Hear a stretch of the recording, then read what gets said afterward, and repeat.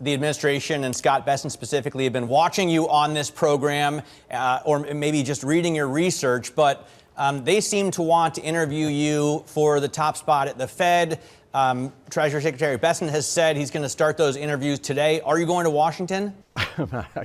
So I'm going to focus on the jobs report and what I do day in and day out to generate return for clients. I'm focused on what I do day in and day out, and I'm not, I'd rather not comment on that. I'm sure that that's a focus for you, but if your country calls for your service, how do you answer, Rick Rieder? How do I answer? So I'm going to focus on, I'm just not going to answer that.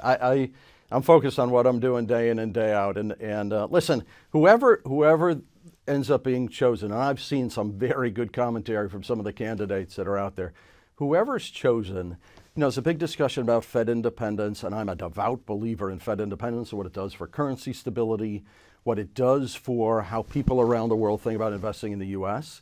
I also think there's innovation and creativity and some thoughtful dynamics that I think the Fed can bring to the equation. Whoever that is, and I think there's a bunch of good candidates on that list, I think we're going to move to it in a direction that will see some more innovation, which I think makes some sense. Rick, I'm just going to say Chair Rieder has a wonderful ring to it, and I will leave it there. Rick Rieder, thank you so much.